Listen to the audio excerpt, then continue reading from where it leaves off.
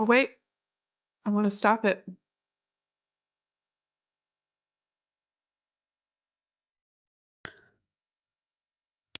Welcome, everybody, to Move the Needle. We are just getting our live show started here on Zoom, and we're going to invite our Instagram friends along with us. I always have to do a couple things, so it splits my mind. I'm going to send a request. Good thing we're smart, capable, get shit done ladies, I have accepted your right? request. That's a real thing. All right, I'm connected. Hi there. Hi, Instagram. Hi, Zoom. Welcome to Move the Needle 2024 on the eve of the election, Tuesday night. I don't know what else to say. I just had a little brain dump. I just need to note the wonderful question that was lifted up in Zoom chat, which is, what is everybody making for dinner on Tuesday? That's a lovely question. Nothing. I am ordering dinner from my favorite local Chinese restaurant. More importantly, wine. Wine for dinner. That's basically fruit salad. So well done. Good job on the healthy choices. And more importantly, I am wearing Democrat colored pajamas, which I'm very excited about. And I am getting this shade down, and I'm gonna have blue gems in my part. And Oh my God. so the food is important, but so is the shiny head. And I'll just note the person that asked that question is a chef. So I'm really quite looking forward to that. All right, are we ready to share our slides and get this party started? Let us start the party. Hello, friends on Instagram. We have two online communities that we absolutely love, both Zoom and Insta. We try to make sure that when one is chatting, you're chatting with everyone. And it does mean that we have sort of a lovely sort of 360 feeling. Oh, in the round. It feels like internet in the round. We're doing all the things. I was like, what is this thing? I don't know. So this is officially the beginning of the second to the last show of Move the Needle 2024, Tools for White Women, Femmes, and Thems, Voting Blue in Red Communities. We are here this night and next Sunday, 8:30 p.m. Eastern, 5:30 p.m. Pacific. Oops. I am Patricia Berry, one of your hosts. And just to put myself in this space, I am a white, cis, hetero, salty Buddhist, salty everything, probably a salty human in general. But today we're going to talk a lot about Buddhism or mindfulness. I guess that was the non-denominational way to say that. I'm in a relationship with a white, cis, hetero fella. Why is that important? Because we often talk about the conversations that I have with him as well. By day, I am a fundraising coach and contrarian working on anti-racist approaches to sharing wealth for nonprofit communities, but also others. And I am joined by Jessica Letaw. Most people call me Jess, and I will note that Patricia's saltiness is earnest and very authentic. If you haven't yet found her on Instagram, you can find her at the Salty Fundraiser. My name is Jess Letaw. I am a white cis queer woman, originally from Atlanta, and thinking a lot about what it means to be from a swing state and live in a swing state. And I'll be talking about this a little bit later in terms of my anxiety management strategy being what comes next, and thinking a lot about kind of strengthening some of those ties back to my roots. I am a housing and racial justice organizer, which takes a lot of different forms, typically working on a lot of different projects at once. And in the moment, this is one of them. So our whys when we began this project were complementary but slightly different. I grew up in a community in Boise, Idaho until I was 18, and a family that did not talk about difficult subjects directly. And I got labeled the truth teller, and it was not a compliment. And I really pretty much spent the rest of my life trying to find ways to learn how to do things better, to have the capacity to have brave conversations with people that I love, and to work in a community where people are also trying to do that. And that was one of the reasons that I came to this conversation with Jess and Truly, is it seems like around particularly politics and also money, that people just have these very difficult conversations and have a hard time being direct and staying in community. I'm going to come at my why a little bit differently than this week than I usually do because my thinking this week has run along some particular lines. When I mentioned that I'm a housing and racial justice organizer, part of what that means is that I think a lot about what change is and where the levers of change are and what power is and where it derives. The answer to those are infinite and complicated, and they are some of my favorite topics to lose sleep over, especially in delicious conversation with thoughtful, hardworking people. But one of my leans is policy and politics. I'm really interested in what it means to get money in communities and government out of the way for us to engage in more robust community care. To that end, I am really interested in how voting can affect all of our community outcomes for the next several years.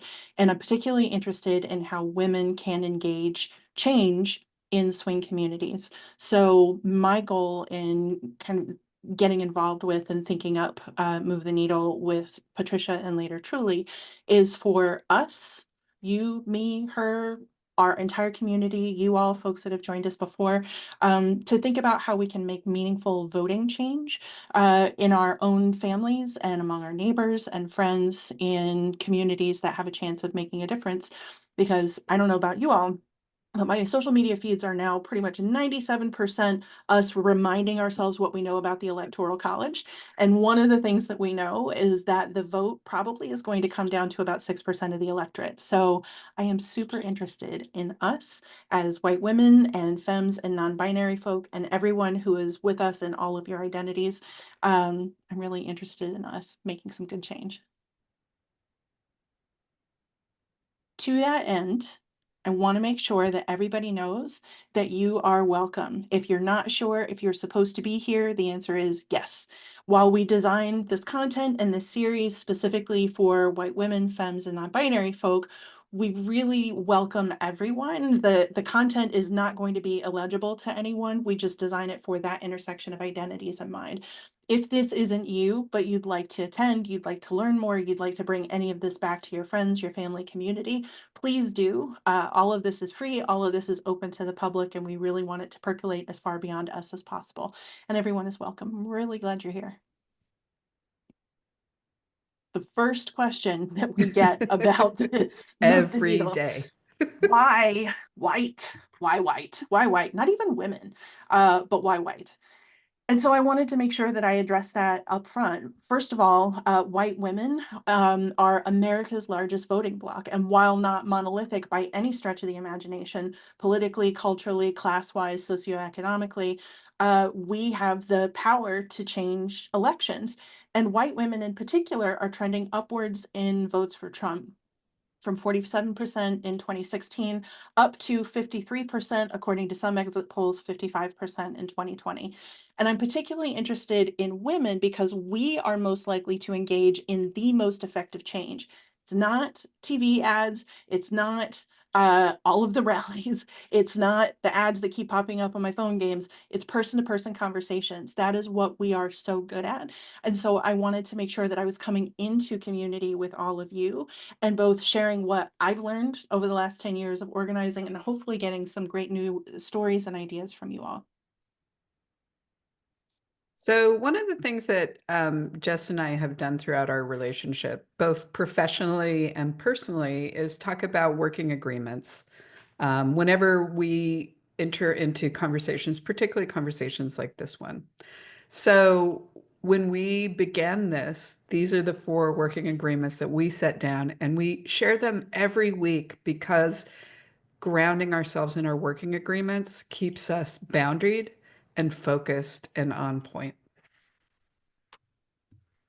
The first thing that we do is we put aside the right to comfort in learning in this space. We, as white women and femmes and non-binary folks, don't have the right to comfort in this learning because the problems that we're trying to address aren't comfortable. They're not safe. So this is not a safe space. This is a brave space. And so we invite our courage and our loving mutual accountability. The other working agreement that we have is resisting binary thinking. Nothing is ever black or white unless you're talking about race specifically, but it's based on context. It's based on who is speaking. It's based on who is receiving, and a million other things. We sometimes, as a white woman, I get bound up in the rules, right? I thought the rule was that I use African American. It's context. It is individual. So resisting binary thinking, and those really strong opposites of right and wrong brings us more towards conversation and finding community. The next one that we talk about, not only as a working agreement for this space, but that has come up in so many of our Move the Needle conversations for the last several months, is that we welcome generative conflict. Another word for that is that we welcome healthy conflict. In dominant culture, in the Midwest, where the three of us are, in the South, where I'm from, as women, we are often rewarded for being nice instead of being real, and for being conciliatory instead of leaning into necessary disagreement. So in this space, I would like to invite us to allow a lot of emotional space to be in conflict with each other, with the ideas being presented, and even with ourselves. Let's love each other enough to tell the truth and hold up mirrors that need holding up, because we know that kindness and honesty with empathy are never mutually exclusive. And finally, we ask for the speed that we need. This is different than thinking that we have a right to comfort. This is about reflection. This is about being willing to change our mind after thoughtful reflection. For me personally, as somebody who is a outward, I process by throwing things out of my mouth. That Asking for sounds weird. it sounds weird, but that's how I learn. And I essentially learn by saying the thing that came straight from my head out my mouth. But one of the bigger learning things that I've had by slowing down, granting others the speed that they need on reflection, as well as taking some of that time myself, is about a more reflective response that also interrogates where this response is coming from within me. So asking for the speed that we need, you may see us in conversation saying, I'm going to need a moment to process that. Thanks, Patricia and Jess. Hi, Zoom friends. Hi, Instagram friends. I am your chat moderator tonight. And before I get started telling you a little bit about community agreements and some Zoom functionalities, I'll just introduce myself as well. I am a community member, tapped by Jess and Patricia to help keep the conversation rolling in the chat, because my gosh, it's such a lively group. It's pretty great. Instagram, feel free to put comments in the chat, and we'll lift them up as we're able. For those of you joining on Zoom, it really is a beautiful learning space. We learn from each other, and the chat can get quite active, and it's really great to see. I joined the conversation because what Jess and Patricia are bringing to the table speak directly to my life. I have plenty of family members and people who are close to me who are Republican. I grew up in Michigan, and that's what it means to grow up in a battleground state. So, yeah, it's a great conversation, and I really appreciate how they really actually listen to the chat. It's not out of the box. It is absolutely something, the programming is absolutely something that's in response to what comes up in the chat. I think one of my favorite things, if you two don't mind, I will share. When we were doing our planning session for this week's conversation, we were kind of just sitting there, and Patricia, I think it was you who said, "Are we the temperature of the room we're walking into?" Because Such we a were good feeling, question. yeah, we were just feeling a lot of weight and anxiety. Yeah, it's a hard week to walk into. And so I really appreciate that they are with you, that they are aware of the temperature of the room we're walking into and making programming to fit. So that is a little bit about that. I'm going to tell you a little bit about the chat. We have 2 ways to chat in Zoom here. You can go to your chat function. You can chat to everyone, and we love it when that happens because then you all can learn from each other.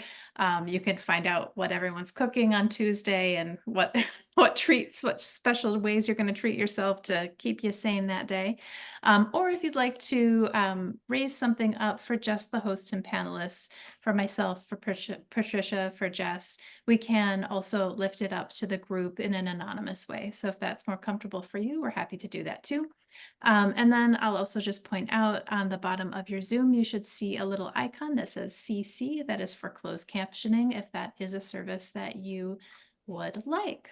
I think that is it on that front. I'll tell you about community agreements. We're going to keep comments on topic. We're going to keep the conversation respectful, and we're just recognizing also that we are at different places in our learning journey, and we're going to keep this in mind as we co-create an understanding, respectful, and encouraging learning community. So if there's anything else, we are listening. Please do put it in the chat. Thanks so much, guys.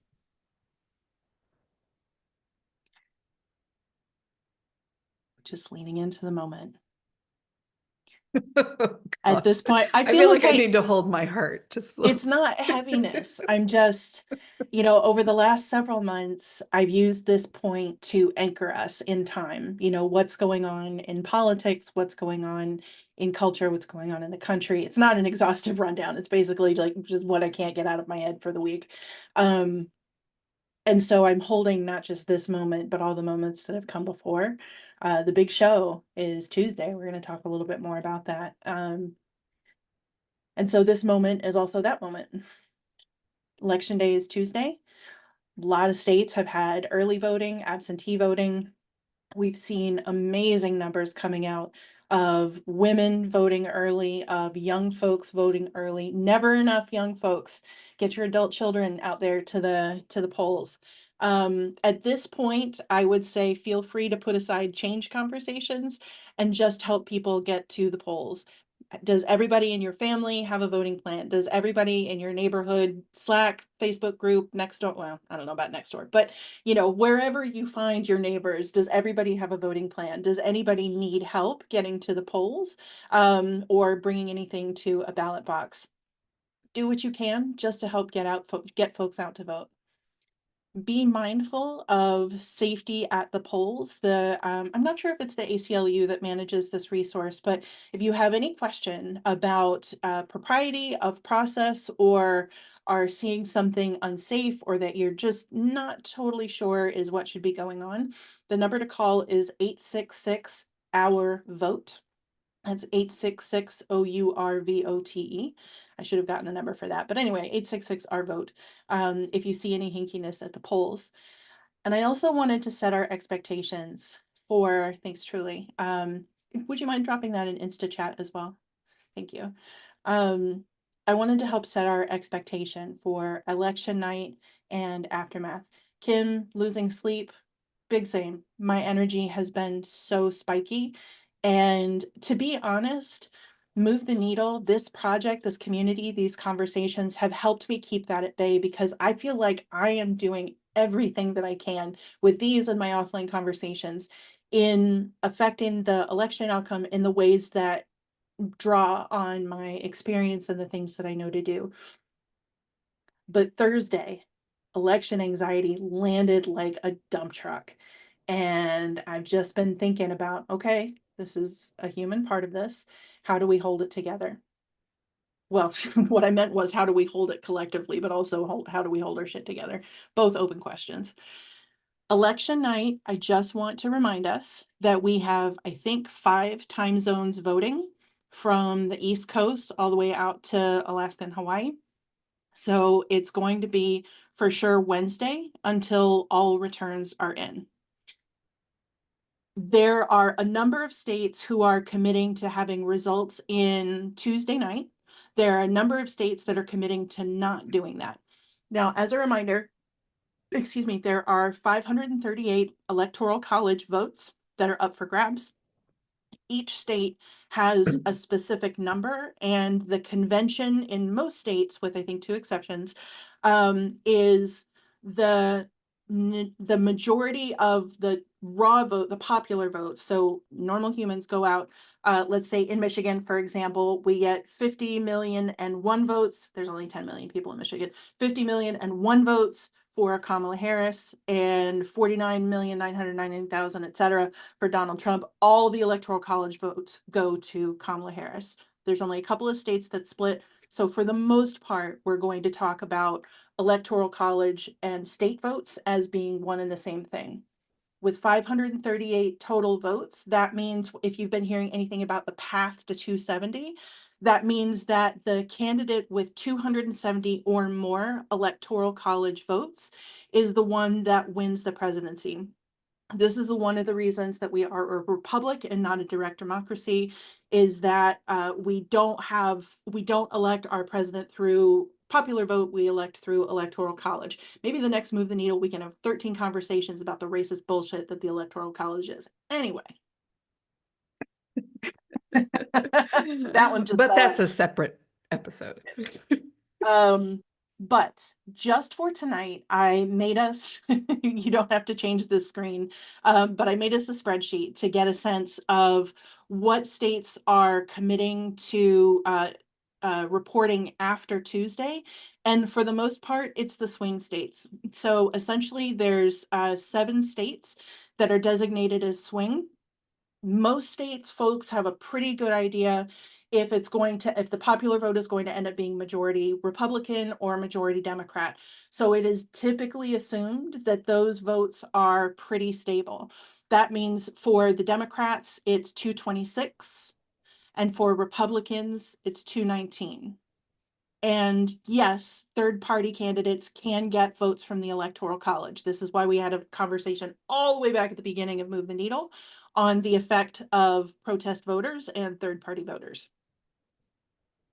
When it comes to the swing states, the ones that we don't know which way they're going to tip, 3 of them are committing to reporting Tuesday night. That's Georgia, Michigan, and North Carolina.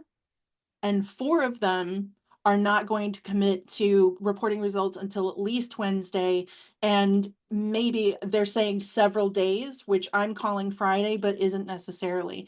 So from Arizona, Nevada, Pennsylvania, and Wisconsin, we are most likely not going to know, unless it's a blowout, we're not going to know their results either way. So I would love for us as a community to set the expectation that while Tuesday is election day, we may not know the outcome for a few days. I will remind us that in 2020, it took 2 weeks to officially certify Joe Biden's election because of the very, very thin margins, including in swing states like Georgia. I don't know if you remember find me 11,000 votes, but it came down to a very, very, very small percentage. Having said that, if 4 of the swing states that are reporting early go blue, or some states that we currently don't think are in play, like Iowa, which we're not even going to talk about, but what Iowa is happening over there, or Texas. It's unlikely, but it is absolutely not impossible. If a state with a significant number of electoral college votes goes blue, we may know Tuesday, but we probably won't. I don't know if I'm making you feel better. All I'm trying to do is set expectations. Tuesday is election day. We're not going to know for a few days probably what the actual outcome is. And then I wanted to walk us through a few more dates. You will not be quizzed on this. This is just to kind of give you a preview Oh, thank God.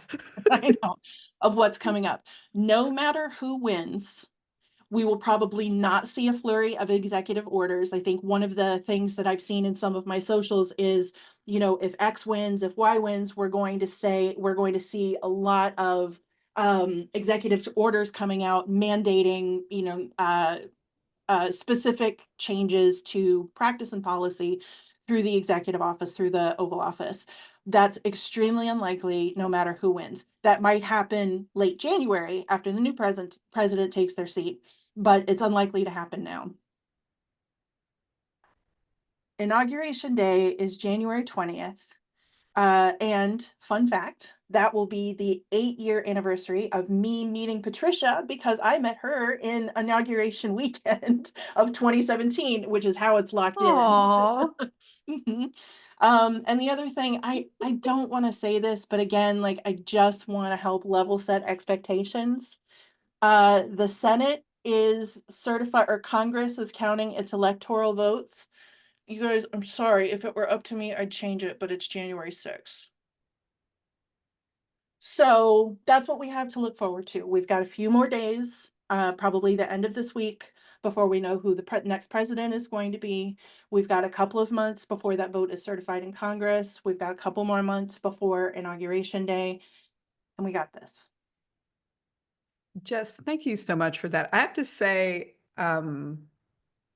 that explained how this actual day works for me in a way that I don't think I've ever thought about before. Oh, So that I'm was so really glad. good information for me. Great. And that's kind of the first time I've heard your your statements on that. So I know you do this for a living, but in But I our don't do it at you, because we're usually in talking our about things like friend burritos or experience, you dogs. have so far never explained the Electoral College to me, but I love that. And I think for me, what it reminds me of is the work is the work. You know, you vote, obviously, and then you keep moving. And the thought that, you know, that moment as the, clock strikes midnight, that we're going to somehow know the answer to things is a myth, and that every vote does indeed count. So, That's one of the reasons, and if I could continue to help set our expectations, I know that a lot of us just want to know. And Patricia, I think it's okay if you go ahead and stop sharing slides, uh-huh. because this uncertainty is awful. And I don't know about you guys. For me, the closer it gets, the worse the uncertainty feels. Like, this sucks so much more than it did last month. But because the margins are expected to be relatively slim in these swing communities, as Patricia just said, every vote does count. Letting it take a little bit longer increases the odds of accuracy, right? So nobody's toying with our emotions on purpose. We can talk about the faults and the structural faults in the system another time. But the fact that it's taking a little bit longer, hopefully, at least for me, gives me more confidence that the outcome is real and verifiable and will stand up to, lawsuits and Supreme Court scrutiny and whatever. All Can right. I ask a question to you both? Sure. So given that we likely will not know, or just your expectation is that we probably won't know on Tuesday night, what are y'all doing? Are you watching the returns? Are you taking a break from all that? Tell me about your evening. I'm happy to talk because I'm doing something that seems kind of counterintuitive to everything that I just said, which is I'm going to watch the returns. I have not done that for the last two presidential elections, and it gave me a lot more anxiety not to just watch the numbers. I don't plan to listen to any talking heads. I don't want that. Like, whoever the weatherman is that does that cool map, I might put him on mute, but I made my own map and my own spreadsheet, and I'm just going to update it with little returns. And then I'm having a watch party with exactly one friend who loves to bite nails politically with me. So we're going to do that. We're going to order in Chinese. We're going to hang out with my dog. It's going to be great. And I'm going to have, as mentioned, shiny gems in my hair. So that's the plan. Life is going to be good. Yeah. I don't know that Chris and I have like basically talked about it a little bit. We're up here in Sheboygan, which there's a lot of Trump signs up here in Sheboygan. And I have no idea what the night's going to be like in town. Um, and we don't have a television and don't really have a plan. I find it really difficult to listen to stuff like that on television. I don't know if that's me seeking comfort. I certainly do what I can, but I find that it's very triggering for me to kind of watch that urgency. Particularly the way that the news media does now, if it bleeds, it leads. So like there's all this like, oh my God, kind of energy. And I can't do it. I went up and tried to watch the debates with friends, and I had to leave in about 20 minutes. It was, I couldn't do it. So I will be petting my therapy dog. Well, and I wonder, Patricia, because I love how deeply connected you always are to your humanity. I love that I get lost in my wonkiness too, right? Like I could talk about the Electoral College for another hour and a half and not get tired of my own voice. Uh-huh. But one of the reasons we're having the conversation that we're having tonight is because in thinking about that question of are we the temperature of the room we're walking into, this moment of uncertainty, fear, doubt, nausea, I have anxiety stuck under one of my ribs, like whatever it is that you're feeling, you were kind of reminding us in that conversation about returning to our own humanity and returning to our shared humanity. And so I wonder if you can say a little bit about a time that that happened for you. There was a Mhm. story that you shared recently. I don't know if you want to do that one or a Oh, different I'm one. happy to share it. It's a story that I go back to a lot because it was quite a transformative time for me. So I lived in New York for 25 years in my adult life on the Upper West Side of Manhattan, and I never thought I would leave. And then suddenly I decided to leave, and I got recruited out to the University of Michigan. And I hadn't lived in America for a long time. You know, New York is an island off the coast of America, so I hadn't lived there. And, you know, so I was living this life that I had no life skills to actually live. I had bought a house for the first time. I had a car. I had a dog. Like these are things that did not happen to me in New York City. And 8 months into it, you know, this whole brand new lifestyle with, I didn't know anybody. I was diagnosed with late stage breast cancer. And it was a moment for me. And one of the things that we talked about when we were having our startup conversation is, you know, what do we do when the worst happens, right? You know, so we're all having tremendous emotions around Donald Trump getting elected is the worst thing that could happen. Getting late stage breast cancer is the worst thing that could happen. What I really leaned into in that moment is a radical acceptance of the now, that these are the facts. You felt like so much was out of control. So that's kind of how we arrived on this chaos idea.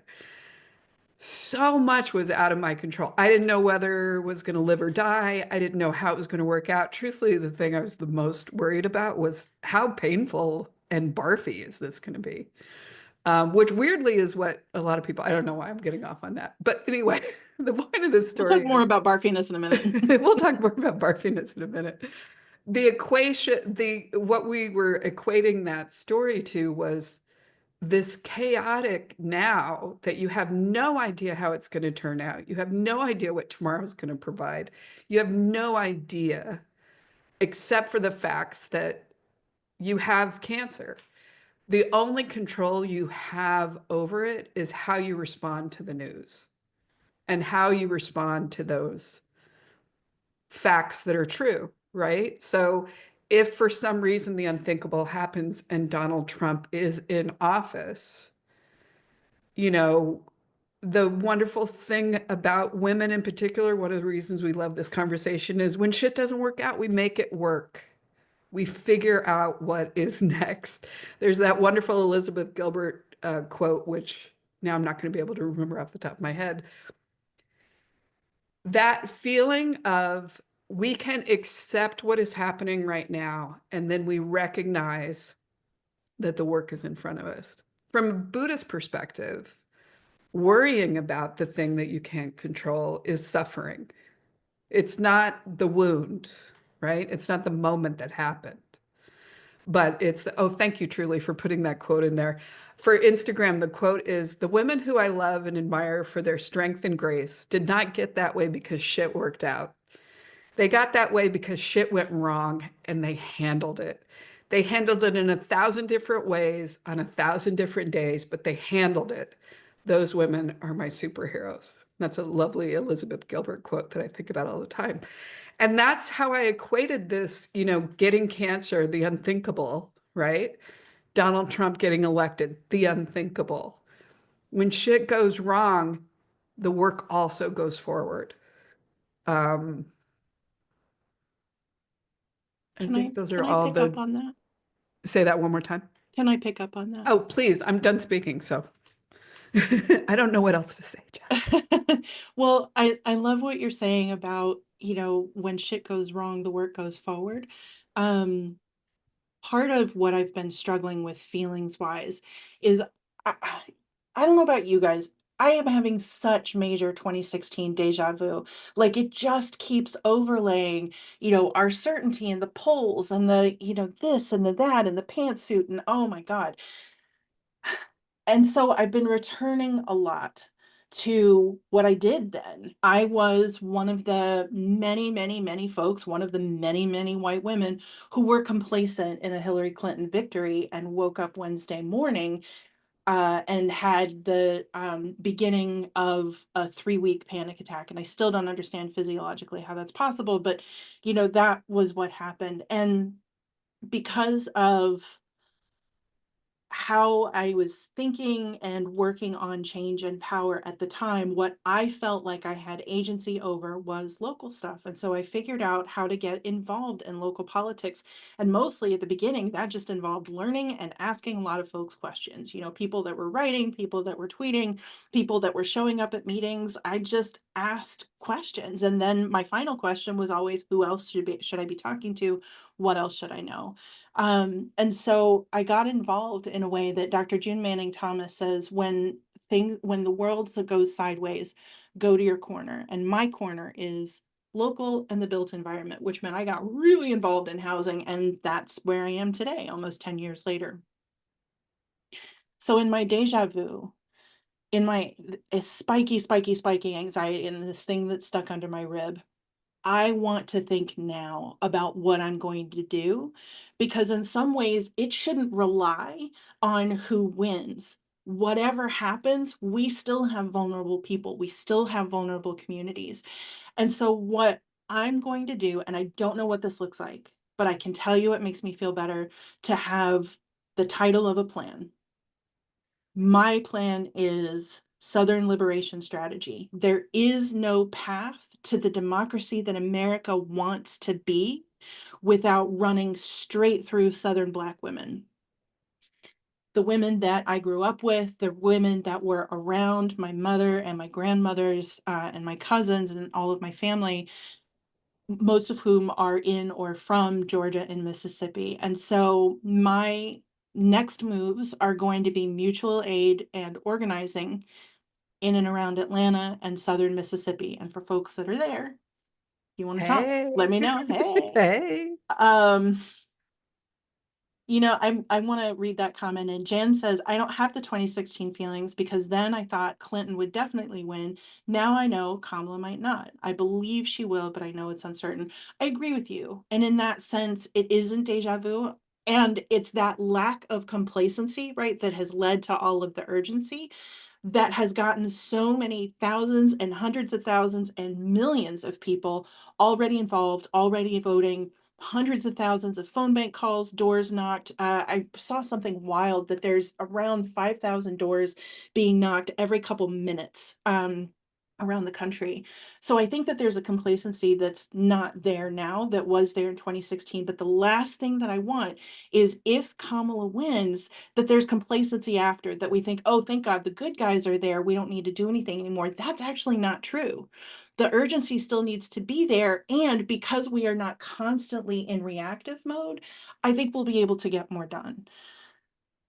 So I wanted to talk a little bit about that. I don't want to rest all of my fixie anxiety place on doing. I don't think that that's necessarily the healthiest.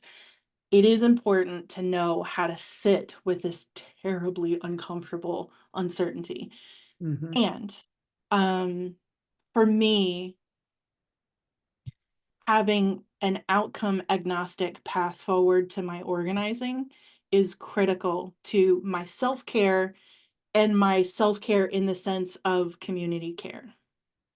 Does that make sense? It makes sense in my It head. I makes can't. total sense Okay. because I feel like what torpedoed Hillary Clinton's win Mhm. was we felt like we had solved racism. Yeah. because Barack Mhm. Obama was president, Mhm. right? Mhm. That, Good job, of everybody. course, it'll be Mhm. fine. We've solved it. And that was laying down on the job. I think that we kind of felt like the country's on track. Life Mhm. is good. He's on Comedians in Cars getting coffee. Like, it's Mhm. great. It's awesome. Mhm. And I just don't think that that is ever going to be true in our lifetimes. So Mhm.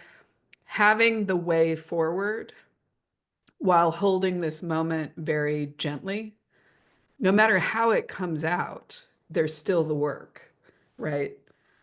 Harris is, and Jess, you're always really good about saying this. Harris is the person that we want to fight with. Mhm. But that does not mean that what she is bringing to the table is always going to be something that's great for the country, Mhm. but it's the playing field that we want to be on. Mhm. And that's the work, Mhm. going to local politics, remaining engaged, and not leaving things to the last 12 weeks before the next election. If that is what we as a collective can do in these conversations, I mean, that is the work. Something that I appreciated in the past and just now when you talked about your response to the breast cancer diagnosis. First of all, you leaned all the way into community, and I thought that Mhm. that was so beautiful. To clarify, I didn't know Patricia during her what she calls her cancer cruise. I didn't know her then. I got to know her after. But there's beautiful people actually in this audience who did That's know me right. during the cancer cruise that I That's right, love and we're very there. much. But one of the things that you've talked about is that it wasn't just coming to terms, it wasn't just about what you did next. It was about a radical sort of acceptance. And it was talking through that really clarified for me how I was going to work through some of the spikiness. I loved it so much, I took notes. So here are things that Patricia has actually said. But radical acceptance doesn't mean doing nothing. It means recognizing the state that you're in. How we absorb the reality we're in is a part of how we translate it into a narrative for taking a next step and making change. And it's that idea of radical acceptance that alchemizes into changing the world somehow. Like I both get it and have no idea how to explain it, but I just think that that's so beautiful, and I am so Oh, I love that you just quoted me to me. yeah. I think it's amazing that you have both already embodied this in your life and you are bringing this deeply embodied wisdom into this moment. It's just something that I super appreciate. I have a really strong belief system that the universe is constantly knitting me a sweater. And I never know when it's time for that sweater until she rips it off me and puts the new sweater on. But everything that happens to me, around me, near me, is a thread in that sweater that's being constructed for the future me, right? So I honor it. I attempt to honor it. So thank you, Jess. That's very touching that you listened. Mhm. And you Yeah, quoted me to me. I did. I wrote it down verbatim and everything. When I was setting expectations earlier, it was for election day and for this week. And I also want to mark something that I think a lot of us know, maybe some of us more intuitively, some of us more explicitly. But election day is neither the end nor the beginning of anything. It's a milestone and an important one, but voting is just another action. This is in the river of movement towards progress. And I'm going to keep coming back to this idea of collective care because I believe that we in our communities are everything that we need, but we are so deeply disconnected. This is one of the things that Western culture does, that whiteness infused culture does. A lot of the functions of our cultures is disconnection. And I believe that we have this craving for reconnection and deep care and deep belonging. And I think that that's what we're up to here and in our lives. And I'm deeply curious about the threads that are continuing from yesterday into today into next week. Most everything is not going to change. I actually haven't been able to say it out loud, and it hurts me physically to do it, but I'm going to do it. as Patricia did it earlier. Donald Trump might win. And most of what I'm doing is not going to change, with the exception that I'm going to add in organizing with some of my Southern sisters, my Georgia sisters and my Mississippi sisters. That will not change no matter who's in office next time. And it's that thread of continuity that's sort of giving my spiky feelings a place to go. I have a question. Yes. And you may want to strangle me after I ask the question, but Oh, I'm I going to love ask it it. anyway. Let's do it. What if Donald Trump is the gift? Oh yeah, I totally hate that. Can you give context for why you asked that? If I agree that the Specifically the universe, quote. I'm sorry. the quote, if I think that the universe is knitting us all a sweater of opportunity and we decide how we are going to lean into that moment, everything is lessons, right? What if Donald Trump revealed and activated something that was there but was unspoken? And what will rise up in response to that activation, right? It was there, the rot was there. And if we consider that the universe gave it as a gift for us to get activated, to learn something from this moment that is terrible and universal and placing people and things and life at risk, how would we act then? And you are welcome to develop some generative conflict with that. Yeah, I can't embrace it. In the same way that there were a lot of folks who said, for as terrible as the pandemic was, there was some positive change that come out of it.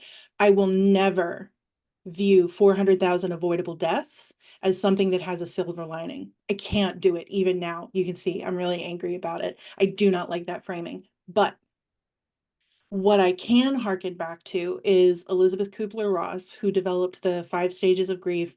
And this was specifically for hospice patients, like them and their families, how they process imminent death. But her research partner, whose name I'm spacing on now, she had given him permission to extend some of her work. And one of the things that he did was add an additional step. So in addition to, I don't know if I'm going to get there, but acceptance, anger, grief, denial, and I don't know, depression, eating chocolate, whatever the 5th one was, he added making meaning. I cannot even say in a sentence that Donald Trump and any part of him is a gift, but can we make meaning from the experience of him in our culture? That I can fully embrace. Mm-hmm. And I'm just going to lift up, Jess, you put one of my favorite quotes in the Zoom chat. And I think that you're arriving at what I feel, perhaps saying, gift was a little bit too basic without nuance. But this wonderful quote that you put in is one that I think about all the time. And it's a Mary Oliver quote that someone I loved once gave me a box full of darkness. It took me years to understand that this too was a gift. And I think it points to exactly that. How do we make meaning out of this moment? These are the facts. Even if Kamala Harris wins, the fact is it was a close race. What does that say about the work that's yet to do that the race was that close?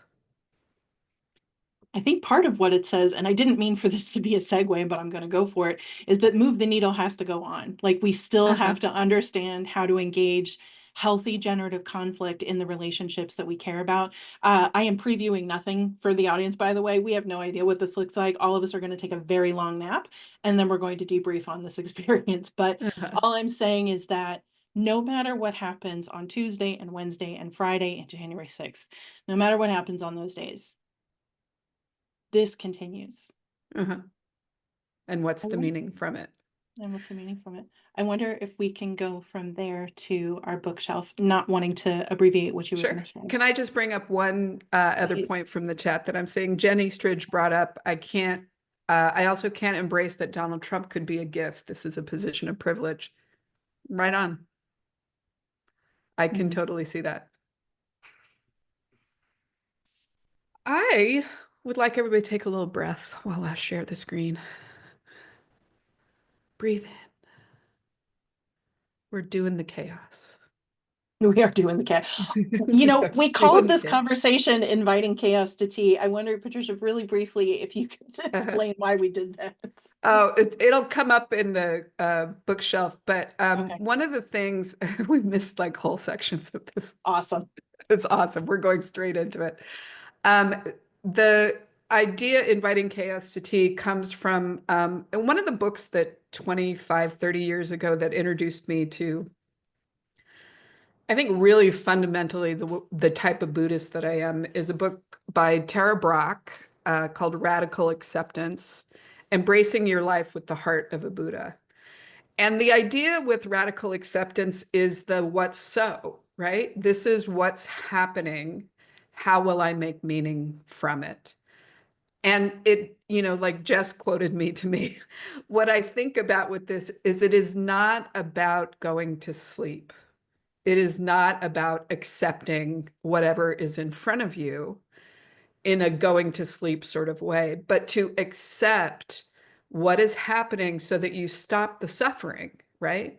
The wound is not suffering. The fear of the wound and then being mad that I was wounded is the suffering. If I can radically accept what's happening in a way that allows me to move forward, that's the work. So taking life difficulties to tea comes from a story that Tara Brach shared in this, a koan in Buddhist teachings about Mara, who is and I'm going to screw this up. There's Buddhists out in the audience. Please redirect me in the comments. I'll totally take it. But this is how I remember the story is that Mara, who is kind of the god of chaos and suffering and violence, visits your door. And instead of trying to keep him out or kill him or ruin him, what if you sat down with him and had a conversation about why he was visiting you and what he wanted to achieve by visiting you? And the idea is, what can this suffering create in the way of meaning if I sit quietly with the suffering, with the moment, and really face it head on in a way that's very generative. I'm trying to think back to our conversation yesterday. Did I say all the things that were really smart? Well, you said one more thing, and I'm looking around because I'd love to bring in another book, and I don't know. You told us only two, and I said okay, and I was totally ready to subvert that. The other thing that you said is that I don't remember if it's Hindu or whatever it is, but the word in Buddhism for chaos is the same as the one for enlightenment. Oh, really? That's what you said, which is, I can't and remember the whether it word. is or not, they are absolutely connected. And so that's sort of how this conversation emerged, that we can't avoid the anxiety, we cannot avoid the uncertainty, and like having wine and delicious things to eat, and whether we choose to watch the results come in or not, however we choose to engage in this moment, looking away from the uncertainty is actually not going to prepare us for whatever comes next. I do want to bring in one more. This I one's called told you Let only This. two. You did, but it's verbal, so it doesn't count. This was called Let This Radicalize You. If you are anxious about what comes next, this will get you unstuck. This is so hopeful. This is so loving, and this will absolutely connect you to folks that'll help you move work forward. Jan, thanks for coming. The other thing on the bookshelf for us is Radical Dharma, talking race, love, and liberation by Reverend Angel Kyoto Williams and Lama Rod Owens with Jasmine Sidula. This is a wonderful book. One of the challenges with being a Buddhist is sometimes we're not very good at protesting, right? We're never against anything. We're always for. So Buddhists don't have a terrific American Buddhists. Actually, I want to center that a little bit. I'm talking specifically about American Buddhists, which, we are we are an interesting group of people. And figuring out how to speak love and light, but also wisdom around oppression I have found very challenging to find teaching on that. And this book, Radical Dharma, actually gave me the words that I was looking for. So I highly recommend it, whether you're Buddhist or not Buddhist. It's an interesting way to think about maintaining a calm center while still doing really radical engagement with liberation and community. Anything else on those guys? No, All I right. think that's it. Questions, thoughts, feelings? We had a lot in the chat, so I'm going to encourage us to go on just because Insta is going to very lovingly shut us down in about 3 Okay. minutes. But we'll stay after for a couple minutes if Yes. anybody wants to ask questions on Zoom. Can I just shout out some of the conversations and prompts that were put in Zoom for Instagram quickly before you go? We're encouraging people to really think about a time in your life. Think about a time in your life where there was a lot of uncertainty, and really think about how did you show up for yourself in that moment, and how did you show up for others? In moments like this, self-care is community care. Community care is self-care. They're linked. So when you're feeling anxious, this is something that we talked about as a group in planning, and I offered it in the chat. And I hope, if you're feeling anxious, bust out that journal, write down those prompts, see where you land. Yeah, I think that was something that popped up. But yeah, there are a lot of folks sharing thoughts on the generative conflict that happened between the two of you, the framing of what Trump has taught white women in particular, white femmes and thems in particular, about where we're at, the framework of that as a gift. There was generative conflict there, and there's a lot of conversation in the chat about I love that. I love it. yeah, whether it was a privileged perspective, whether it was something that resonated or not. And I just want to flag, I love that we can have conversations like this where it's like, I'm zooming way out. Is it too far out? For some people, yes. For Patricia, no. For other people, probably no. And that's okay. We can have those conversations. But the And reason I love that- those questions is because it does spark something in people that makes me think differently. Mhm. I love that. Yeah. Thank you for What everybody generative that conflict responded to does. that. Yeah. So for next week, because this isn't the beginning and this isn't the end, we've got one more conversation. We're going to be talking about where do we go from here. That is borrowing specifically from the title of Martin Luther King Jr.'s last book, Where Do We Go Out From Here? And the subtitle to that, by the way, is Chaos or Community. Evergreen, apparently. So we're going to be talking about that. We're going to be talking about ways to continue, group breathing, handing off the baton, taking the baton in different kinds of work, and all of the different ways that we're taking care of each other now and moving forward. Jess. Oh, yes. For folks who want to support financially, every now and then we get questions about, we really appreciate what you're doing. How can I give you money? We have Venmo, Zelle, and Cash App. Truly is going to drop the information into the Zoom and Insta chat. Sorry to just have told you that. And we appreciate it. All of this is going to be free now and always. No need to send anything if you don't want to, but if you are feeling moved to send a few dollars, it's not a donation because we are not a PAC, we're not politics, we're not anybody, we're just people, we're just white ladies who are trying to do the right thing. And with that, we come to the end of this conversation. Thank you, everybody. This has been Move the Needle tonight and next Sunday, 8:30 p.m. Eastern, 5:30 p.m. Pacific. And if you want to reach out to us directly, Move the Needle 2024 at patricia-berry.com. Zoom friends, if you want to hang out, we're going to keep answering questions for a few more minutes, and there might be a dance party. There's For sure going to be music. Stop sharing your screen so I can send music our way. Stop sharing so I can send music. Yes. Thanks, everybody. Bye, y'all. And stop the recording as well, please. Oh, stop the recording because nobody wants to see my dance party. Well, it's Bye. not that. It's that YouTube won't let us post if it's on there. This has been Move the Needle. Thank you, guys.